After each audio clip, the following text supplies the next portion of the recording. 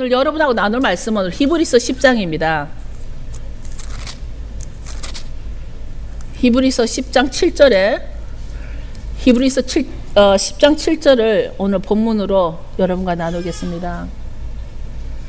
이에 내가 말하기를 하나님이여 보시옵소서 두루마리 책에 나를 가리켜 기록한 것과 같이 하나님의 뜻을 행하러 왔나이다 하시니라. 아멘. 7절 한 절입니다. 두루마리 책.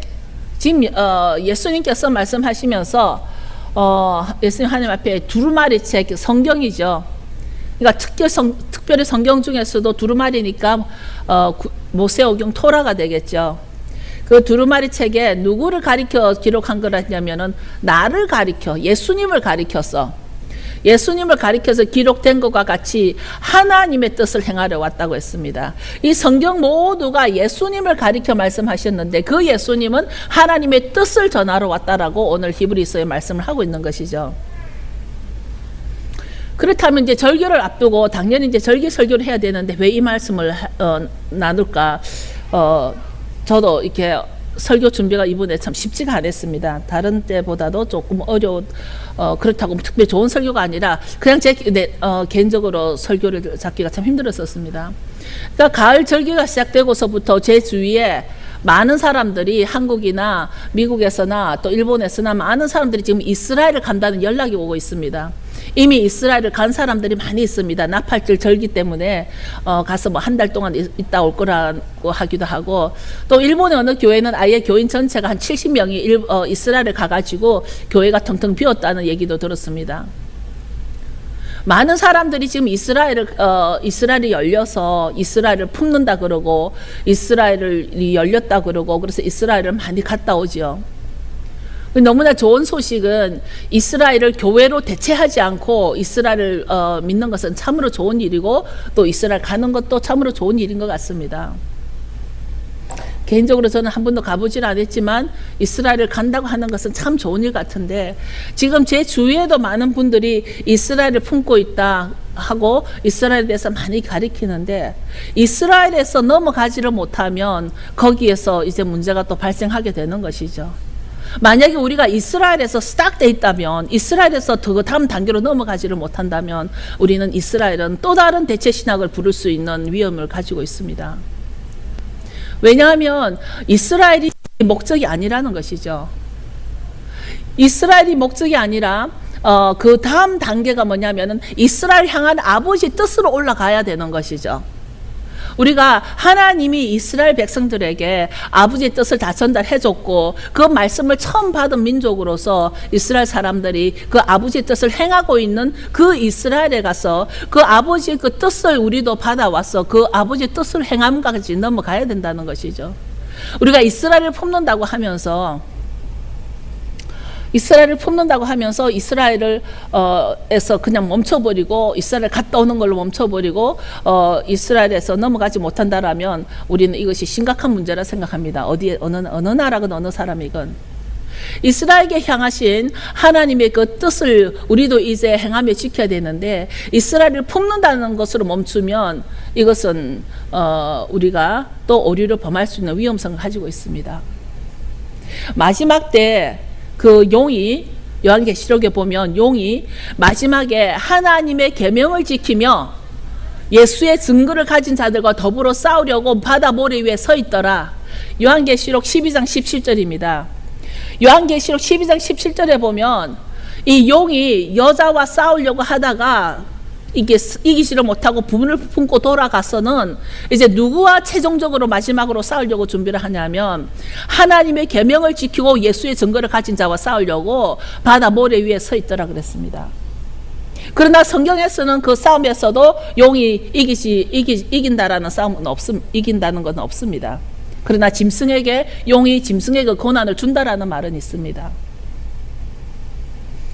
이게 무슨 말이냐면 이제 온 세상을 요즘 세상을 바라보면 때가 얼마 남지 않은 것을 알고는 마귀가 정말 우글거리며 우는 사자와 같이 정말 거짓으로 거짓 선지자로 거짓말로 이슬람들은 자기들의 이슬람을 믿지 않은 목을 쳐도 된다 그러고 이슬람을 믿지 않는 자에게는 거짓말해도 된다라는 정말 터무니없는 정말 이해할 수 없는 그런 이상한 논리를 가지고 믿는 자들을 목을 치고 있고, 또 그 중에서 들려오는 소문은 아이들 한 명도 자기가 목을 침을 받는데도 배반하지 않았다 그럽니다. 예수를 믿는 것을, 너가 예수를 믿는 것을 내려놓고 이슬람을 믿으면 살려주겠다 하는데도 아이들이 죽어가면서도 어떤 아이도 거절하지 않았다 그럽니다. 배반하지 않았다 그럽니다. 그런 소식을 들으면서 과연 우리 어른들도 그럴 수 있을까? 정말 어른들도 그 앞에서 그 어린아이와 같이 그 어린아이들이 정말 예수를 부인하지 않았다 그럽니다. 자기 목을 자르는 그런 위험한 곳에, 위험 앞에서도 예수 믿는 것을 부인하지 않았다 그럽니다. 어느 날 우리나라의 학생들이나 우리나라 어린아이들을 생각하면서 정말 우리나라 그럴 수 있을까? 대한민국 아이들도 그럴 수 있을까? 어른들도 그럴 수 있을까?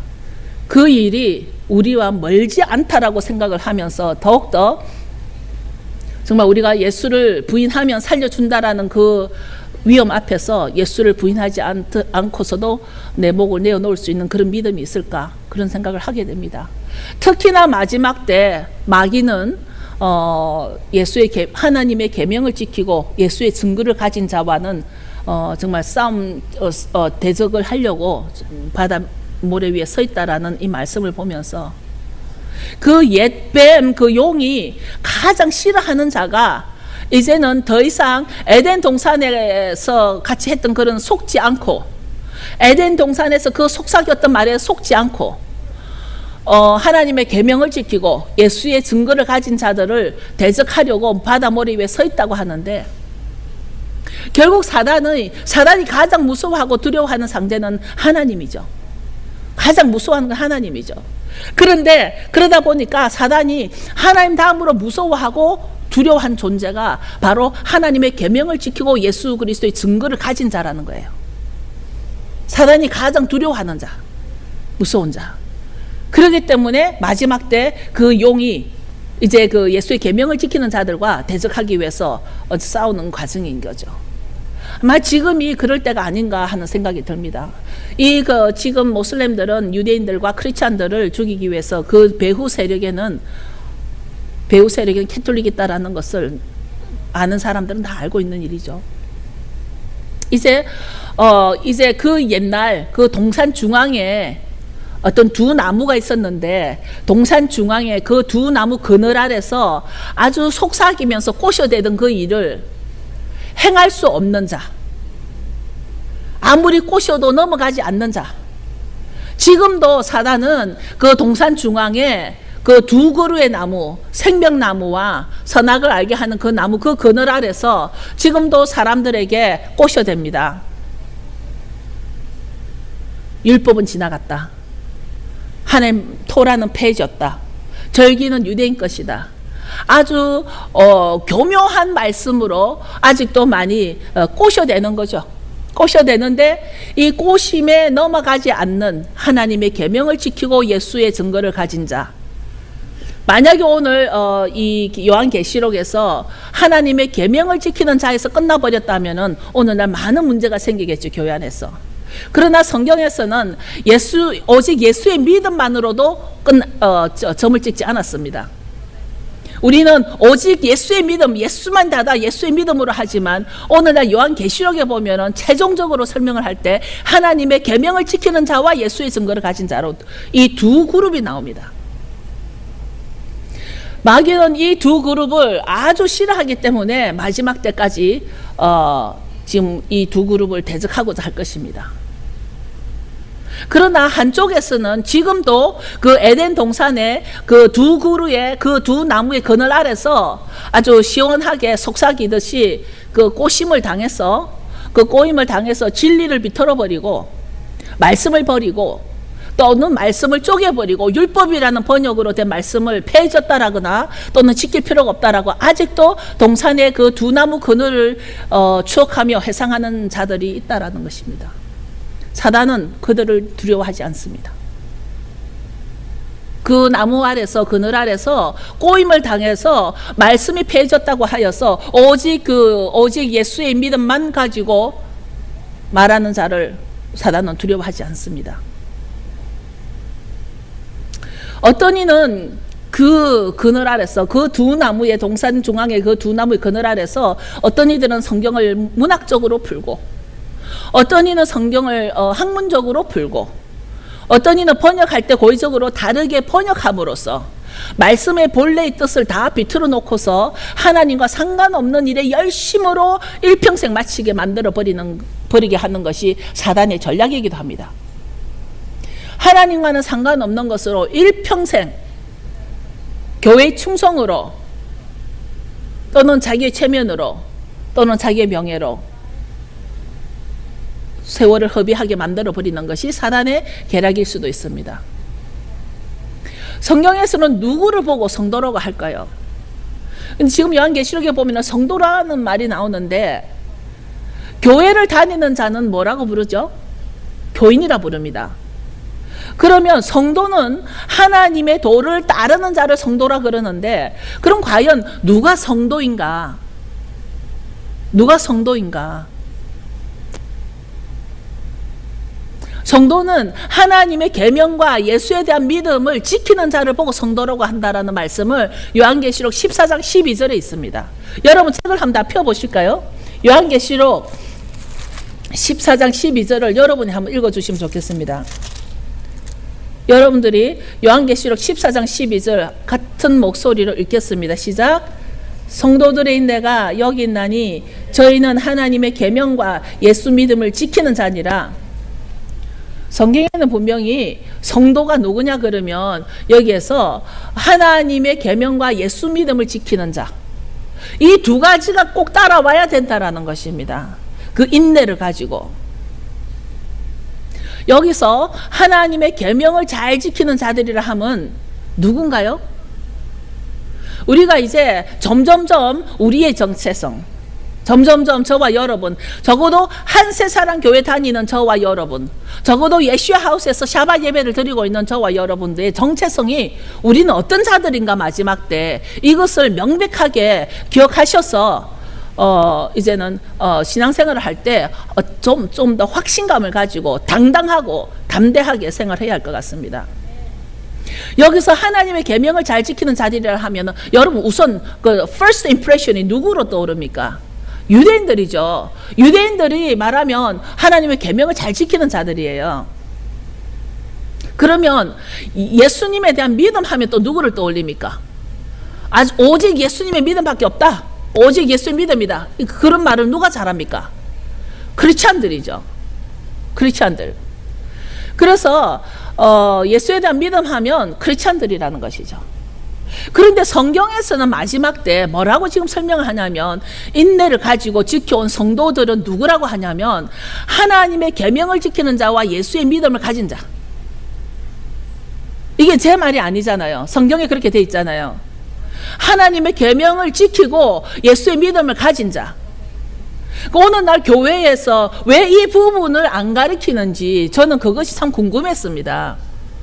많은 교회에서 오직 예수, 오직 믿음, 오직 예수, 오직 믿음 하면은 굉장히 좋은 말 같은데 그러나 성경은 나를 구원해 주실 이 말씀의 본바탕이 되는 성경에서는 하나님의 계명을 지키는 자와 예수의 믿음을 가진 자, 이 두 가지가 같이 따라온단 말이에요. 한 문장이란 말이에요. 바로 이 부분에 있어서 왜 하나님의 계명을 지킨 자와 예수의 믿음을 지킨 자들을 이렇게 합치면 누가 됩니까? 여러분 누가 됩니까? 하나님의 계명을 지키고 예수의 믿음을 가진 자를 합치면 누가 됩니까? 원유맨이에요. 원유맨. 이것이 원유맨이에요. 이것이 한세 사람이에요. 우리 교인이 작다고 해서 여러분 교회 얕보지 마세요. 우리는 마지막 때를 이루어가는 원유맨이에요. 이 하나님의 계명과 예수의 믿음을 지키는 자들이에요. 아멘? 아무도 아멘 안 하세요. 손 드는 건 아니고요. 아멘이에요. 그래서 왜 유대인들이 이렇게 계시록을 싫어할까? 제가 이번에 알았어요. 유대인들을 만나서 얘기를 해보면 뭐 자칭 자기들을 랍비라는 사람들이거나 유대인들을 만나서 얘기해보면 요한계시록을 인정을 안 해요. 성전이 무너지고 난 뒤에 70년 이후에 쓴 책이기 때문에 요한계시록을 유대인들은 인정을 안 하고 안 좋아해요. 그러다 보니까 손을 안 대니까 요한계시록에 대해서 몰라요, 이 사람들이. 그런데 내가 요번에 공부를 하면서 여기에 보면 하나님의 계명을 지키는 자들만 나왔으면 아마 유대인들도 이 책을 굉장히 좋아할 거예요. 그런데 여기서 보면은 하나님의 계명을 지키는 자와 예수의 믿음을 지키는 자가 들어있기 때문에 이 사람들은 인정하기 싫어하는 거예요.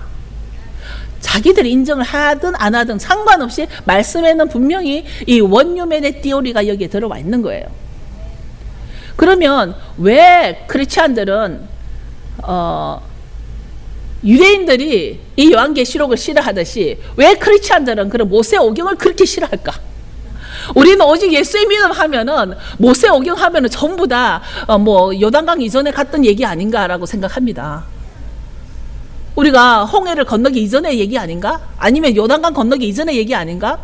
모세오경 하면은 전부 다 강 건너 이 얘기를 생각합니다. 근데 예수님으로 다 이루었기 때문에 지킬 필요가 없다고 하는지 알 수 있을 것 같습니다. 마지막 때는 마지막을 마무리하고 있는 가장 늦게 지어진 이 요한계시록에서는 하나님의 계명만으로도 아니고 예수의 믿음만으로도 아니라고 아주 클리어하게 설명하고 있는 이때에 다시 말하면 성도는 계명과 예수의 믿음을 다 가진 자를 성도라고 이 요한계시록에서는 명시를 했습니다. 우리는 그것 때문에 우리는 교인이 되기보다 성도로서 하나님의 성도가 되기 위해서 하나님의 말씀을 지키고 행하는 자가 되기 위해서 이렇게 외로운 길을 가고 있는 것이죠. 교회도 사실은 우리가 본래 처음에 교회의 시초도 많은 사람들이 뭐 신학적으로 뭐 헬라에서 뭐 예수님 때문에 하지만 교회도 사실은 시내산에서 다 모여서 하나님의 그 강림과 모세의 설교를 듣는 자들을 보고 하나님은 지난번에 말했듯이 야곱의 자손들과 이스라엘의 백성들에게 한 것이고 바로 이것이 한세 사람의 시작이라는 거예요. 벌써 시내산에 모여있는 사람들을 뭐라고 불렀냐면은 가할이라고 불렀어요. 가할. 이 카할이라는 단어가 바로 에클레시아라는 그 교회라는 단어로 바뀌어졌는데 그 카할이라는 그 교회의 그 회중이 누구였냐면 한 그룹이었어요. 출애굽해가지고 같이 다 나왔던 한 그룹이었습니다. 야곱의 후손들과 또 하나님의 믿음을 받고 허다한 잡족들이 다 모여가지고 한 그룹이 됐는데 모세가 그 그룹에게 설교를 할 때는 이스라엘 백성아 야곱의 자손아 이렇게 두 그룹을 불러가지고 이 말을 하자면 오늘 말하면 하나님의 계명을 지키는 자들과 예수의 믿음을 가진 자들이 이게 합쳐서 그 가할이라고 다 불렀단 말이에요. 그것이 벌써 시내산에서부터 원유매는 이루어진 거예요. 시내산에서부터 한세 사람이 이루어진 거란 말이에요. 그러니까 우리가 오늘날 마지막 때 이 한세 사람은 애초에 처음부터 시내산에서 이것은 이스라엘 땅에 들어가기도 전이고 광야에 있던 그 시내산에서 있었던 한세 사람의 교회를 이루기 위해서 마지막 때도 한세 사람 그 처음과 끝은 항상 같아져야 된다는 말이에요. 성경 결국 요한계시록 끝에 보면은 동산에 생명나무가 새로 나타납니다. 요한계시록에는 이제 에덴 동산에 있었던 선과학을 알게 하는 나무는 없어지지만 생명나무는 다시 태어납니다. 요한계시록에 보면 에덴 동산에 처음으로 다시 돌아가는 것이 요한계시록의 마지막입니다. 마찬가지로 교회도 지금 마지막 때에 이 한세 사람 교회가 뭐를 해야 되냐면 시내산에서 하나님께서 강림하시고 모세를 통하여 그 백성들에게 말씀을 전할 때에 모여있던 그 백성들이 바로 야곱의 후손이요 이스라엘 백성이었단 말이에요. 그 두 그룹이 한세 사람을 이루어서 하나님의 말씀을 받았습니다. 그러니까 오늘날 마지막 때 우리가 한세 사람이 되어서 한세 사람은 그 안에서 그 교회 안에서 하나님의 계명도 지키고 예수의 믿음을 지키는 자가 모여서 우리가 성도가 되는 거예요. 많은 사람들이, 목사님들이 저로 얘기를 할 때 아직 교회 안에 이방인과 유대인과 이방인이 연합하여 예배 드리는 것이 이루어지지 않았다. 저도 그렇게 인정을 하다가 오늘 공부를 하면서, 사실은 어젯밤부터 공부를 하면서 이 출애굽하여 다 같이 광야의 그 시내산 밑에서 3일간 정결하게 준비하고 하나님의 말씀을 받았던 사람들을 카할이란 단어를 쓰면서 이 뜻은 교회의 원어가 된 것을 보면서, 아니다, 원유매는 이미 시내산에서부터 시작이 되었다. 이미 시내산에서 유대인과 그때 유대는 이죠. 그 야곱의 후손과 하나님을 믿는 하나님의 백성이 한 예배를 드렸다. 한 말씀을 받았다. 이미 거기에서 한 세 사람은 이루어진 것입니다. 그때 이루어진 것이 나중에 우리가 잃어버렸기 때문에 우리가 다시 회복하는 것이 오늘날 우리의 원룸의 모습입니다. 그래서 이 카할에서 에클레시아가 된 것처럼, 그래서 결국 교회는 처음부터 야곱의 자손들과 하나님 믿고 따라 나온 이스라엘 자손들이 함께 예배를 드렸던 그 시내산에서부터 시작해서 마지막까지 예수님을 메시아로 믿고 이스라엘과 열방이 함께 하나님을 경배하며 찬양하며 같이 예배드리는 이것이 바로 한 세 사람으로 시작된다는 것입니다. 요즘 보면 몇몇 분들이 또 10월 달에 오신다 그러고 11월 달에도 오신다 그러고, 많은 분들이 지금 한국에서 또는 다른 주에서, 지난주에는 또 뉴저지에서 왔다 가셨죠. 우리 교회를 방문해서 왜 자꾸 방문을 오는지는 저도 몰라요. 제가 오라 하는 거 아니에요. 여러분, 저를 오해하지 마세요. 제가 오라 하는 거 아닌데 오시겠다는 거예요. 그래 오셔서 다들 너무 좋아하는 이유가 바로 이 교회라는 거예요. 우리 그 예슈아 하우스 때 여러 종류의 민족들이 다 모여서 예배드리고, 이것이 바로 원유맨이라는 거죠. 그러니까 이 예배를 보고서는 너무 신선한 충격으로 또 오시겠다는 거예요. 어떤 분은 이제 우리가 한 교회 안에서 같이 예배드리며 샤밧 예배를 드리고 일요일 예배를 드리고 절기와 예수의 믿음을 가르치고 훈련하는 교회가 바로 이 예슈아 하우스와 원유맨 교회라는 거죠. 예슈아 하우스는 본래 원유맨 교회를 인정하고, 원유맨 교회는 예슈아 하우스를 인정하면서 같이 동력하는 것이 우리가 나아가야 할 그런 교회의 모습인 것이죠. 갑자기 뭐 교회 PR을 한 것 같지만 교회 PR을 하는 것이 아니라 이것이 우리의 비전이 되어야 된다는 거예요. 교회적으로 우리 비전이, 한 세 사람이 나아가는 비전은 바로 이거구나. 정말 우리가 앞으로 나아가는 비전이 이게 하나님 보시기에 정말 이게 대단한 것이구나. 이것을 알아야 우리가 앞으로 신앙생활 할 때도 강하고 담대함이 있을 것이고, 마지막 때 용은 하나님의 계명을 지키고 예수의 믿음을 가진 자를 대적할 거라고 했는데, 우리가 이런 확실한 비전이 없이는 우리가 그 앞에 대적할 때에 우리는 정말 지푸라기 같이 날아갈 수밖에 없는 그런 그 어린아이와도 못한 신앙을 가질 수 있기 때문에 우리는 지금 단단히 지금 준비를 해야 하는 것이죠.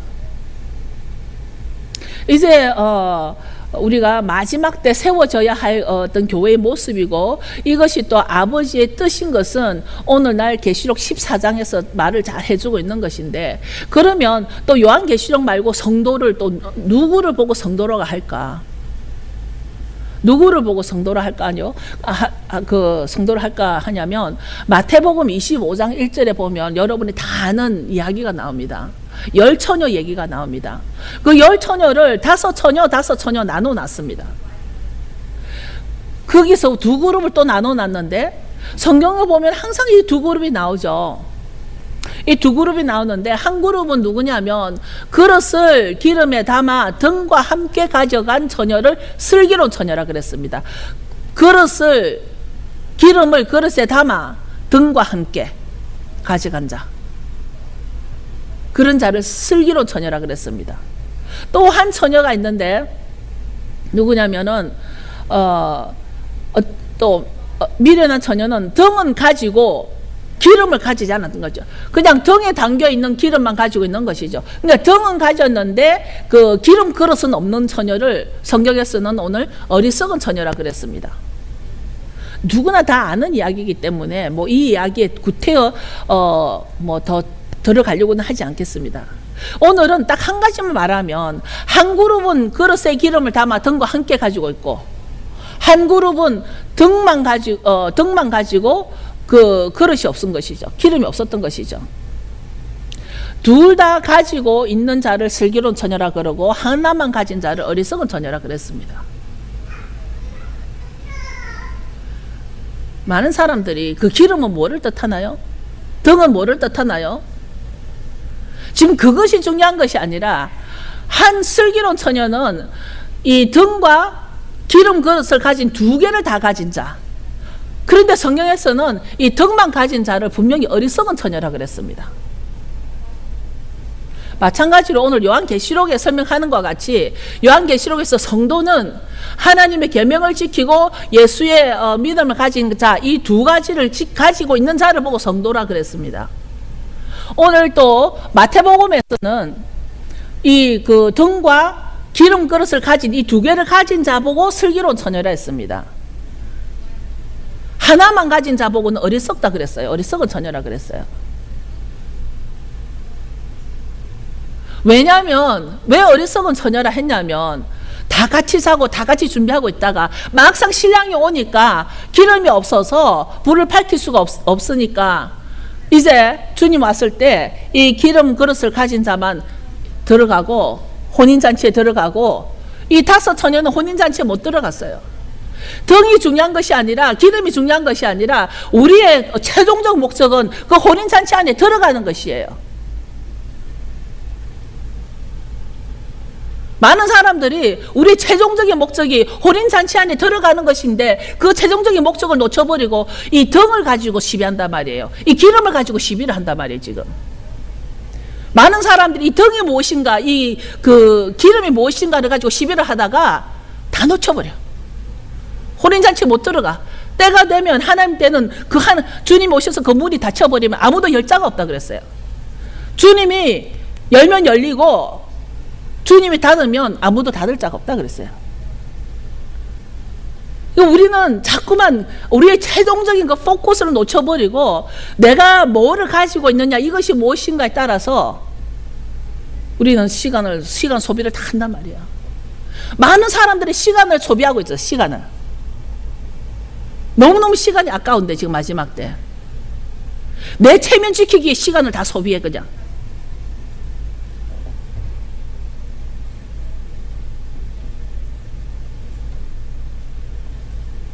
아까 이건 계시록에서도 성도는 항상 두 가지를 가진 자라 그랬습니다. 성도는 항상 이 두 가지가 하나님의 계명과 예수의 믿음이라고 했습니다. 이제 곧 속죄절입니다. 10월 4일 저녁부터 속죄절입니다. 이 나팔절과 속죄절 사이 시간인 지금 우리는 심판을 준비함으로써 내 생활의 절제를 해가면서 회개함으로 준비해야 하는 이 시기가 바로 이 시기에 내가 정말 하나님 심판 앞에 나를 내어드려야 되겠는데 어떻게 내어드리겠습니까? 먼저 절기하면 왜 이 교회는 자꾸 절기를 지킬까? 왜냐하면 절기는 사람의 것이 아니에요. 많은 사람들이 무슨 속죄절 하니까 목사님들이 속죄절을 지키면서 나팔절을 지키면서 유대인의 절기를 지킨다고 설명을 하는 거예요. 이런 무슨 포스터를 붙이는 거에도 보면은 유대인의 종교절기 이렇게 나오는 거예요. 자기들이 지키면서. 왜 유대인의 종교절기인데 한국 사람이 왜 지키냐고요. 그 말 자체가 안 맞잖아요. 우리는 결코 유대인이 될 필요가 없단 말이에요. 내가 유대인이 되려고 절기 지키는 게 아니단 말이에요. 성경에서는 분명히 이것은 하나님의 절기라고 되어 있지 어떤 유대인의 절기거나 어떤 이스라엘의 절기라고 설명이 되어 있지 않음에도 불구하고 많은 사람들이 이런 포스터를 붙이면서까지도 어떤 나팔절 성회가 있습니다. 몇 월 며칠 어디로 오십시오 하고 하면서도 이 나팔절 유대인의 성회 이렇게 적어놨습니다. 그렇다면 결국 그럼 내가 유대인이 되어야 되나? 나팔절을 지키기 위해서 내가 유대인이 되어야 되나? 그거는 엄청난 오류죠. 아니죠. 절기는 하나님이 우리에게 주신 것이고 하나님의 것이라고 레위기 23장 1, 2절에서 분명히 클리어하게 설명이 되어 있죠. 이제 절기는 창조주 하나님이 우리에게 주신 연결고리라고 생각합니다. 저는 연결고리, 언약의 연결고리로 우리에게 절기를 주신 거예요. 특정하게 정해진 하나님의 지정된 시간표라는 거예요. 하나님의 시간표. 특정하게 정해진 하나님의 지정된 시간표. 이 절기를 통해서 하나님의 계시가 풀어지고 영적인 깊은 관계, 이 절기를 통해서 영적인 깊은 관계의 비밀을 깨닫게 해주시는 건데, 하나님의 절기는 곧 메시아의 절기라는, 메시아의 절기. 절기를 통해서 예수님을 우리에게 가르쳐 주시는 거죠. 절기를 모르고서 정말 예수님이 우리에게 무엇을 하신 것인지, 무엇을 할 것인지를 잘 모른다라면, 우리가 오직 믿음, 예수 믿음만 하면은 그게 다 해결이 될까요? 본문의 말씀에 보면, 오늘 제가 히브리서를 택한 그 이유가 뭐냐면, 본문 말씀에 보면 성경은 모두 예수님에 대하여 기록한 것이라고 했습니다. 그 예수님이 인간의 모습으로 와야만 우리가 알아들을 수 있기 때문에 오셔서 우리에게 하나님의 뜻을 행하러 왔다고 했습니다. 그래서 예수님이 이 땅에 오셔서 모든 절기를 지키신 것을 성경에는 다 기록이 되어 있습니다. 오셔서 우리에게 하나님의 뜻을 행하러 오셨는데, 하나님께서 하나님의 모습으로는 도무지 인간이 하늘을 알 수가 없기 때문에, 도무지 알 수가 없으니까 인간의 모습으로 이 땅에 오셔서 하나님의 뜻을 행하러 오신 분이 바로 예수님이라는 것이죠. 그렇기 때문에 하나님의 그 말씀과 예수님의 믿음 두 개를 따로 뗄 수가 없는 것이죠. 따로 뗄 수가 없죠. 하나님이 왜 그렇게 하나님의 계명에 대해서 애착을 가지시냐면, 이미 하나님은 한번 실패를 하셨지 않습니까? 에덴 동산 그 서늘한 그 그늘 아래서 아담이 그 나무 그늘 아래서 하나님이 그 언약을 줬는데도 그 말씀을 지키지 않음으로 인해서, 마귀에게 순종함으로써 이 땅에 엄청난 반역이 들어왔지 않습니까? 그렇기 때문에 그것을 치유하기 위해서는 하나님의 계명과 예수의 믿음이 같이 들어와야 된다라는 거예요. 이제 우리는 성도의 소망을 가지고 살아가야 합니다. 성도의 소망을 가지고 살아가야 됩니다. 아무리 훌륭한 교인이라도 여기에서 지금 매일 우리에게 뭐 불고기를 맨날 해대고 밥을 아무리 해대도 내가 성도가 아니면, 즉 하나님의 도를 지키는 자가 아니라면 우리는 다시 생각해야 합니다. 하나님의 계명을 지키던 유대인들은 예수의 믿음을 지키는 자들로 나오고, 칼 목사님하고 여러 유대인들 만나서 얘기를 할 때 칼 목사님 그렇게 얘기를 합니다. 유대인들도 새로 접붙임을 받아야 된다고. 예수를 버린 유대인들도 다시 예수를 믿는 자로서 나와서 새로운 접붙임을 받아야 된다는 것이죠. 그래서 하나님의 계명만 가지고는 안 되기 때문에, 계명을 지키던 유대인들은 예수의 믿음을 지키는 자로 나오고, 예수의 믿음만을 지키던 자들은 하나님의 계명을 행함으로써, 지킴으로써 성도가 되는 것이 바로 한 세 사람을 이루는 것이라는 것이에요. 이것이 바로 하나님의 뜻이라는 것입니다. 이것이 바로 하나님의 뜻이고, 마지막 때는 항상 처음으로 돌아가는 거예요. 우리가 처음으로 이 신의 산으로 돌아가는 거예요. 우리가 처음으로 하나님의 말씀을 받을 때는, 처음에 하나님의 말씀을 받을 때 이 교회는 어떤 준비를 했냐면 3일 동안 먼저 옷을 빨았어요. 정결을식을 했어요. 정결을식을 신의 산에서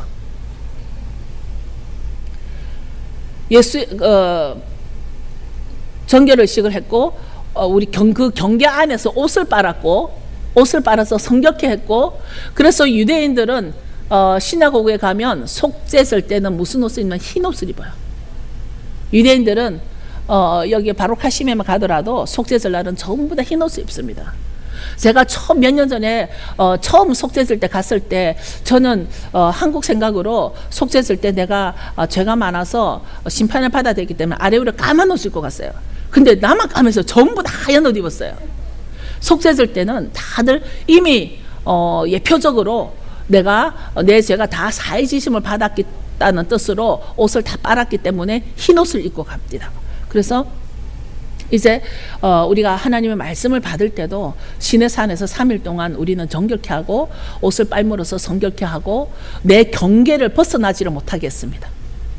거기 출애굽기 19장 16절을 보면 출애굽기 19장 16절을 보면 말씀을 받기 직전에 나오는데 뭐가 나오냐면 셋째 날 아침에 우레와 번개와 빽빽한 구름이 산 위에 서 있고 나팔 소리가 매우 크게 들리니 진중에 있는 백성이 다 떨더라. 지금 하나님께서 우리에게 말씀, 십계명, 토라, 율법 그것을 주시기 직전에 이런 상황이 일어났다라는 겁니다. 말씀을 받기 직전에 우레와 번개와 빽빽한 구름 산 위에 있고 또 나팔 소리가 매우 크게 들렸다. 그래서 제가 어떤 분에게 말해서 저는 막 번개치고 날이 깜깜해지고 아주 시커먼 구름이 빽빽해질 때 나는 너무 좋아한다고. 혹시 주님 오실까 싶어서. 이제 나팔 소리가 매우 크게 들린다고 했습니다. 그냥 오지 않습니다. 마지막 때도 주님 오실 때 이렇다라고 했습니다. 나팔 소리가 크게 들린다고 했습니다. 여러분 준비됐나요? 알고 있어요. 지금 시간이 몇인지, 때가 언제인지. 정말 시간 낭비할 시간이 없다라는 겁니다. 지금 이제 주님 오실 때도 우레와 번개와 빽빽한 구름과 나팔 소리가 들릴 거라고 했습니다. 성도는 인내를 가지고 살아가야 때가 됐습니다.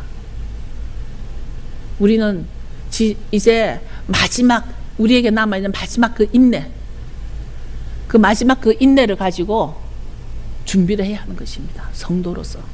여러분 다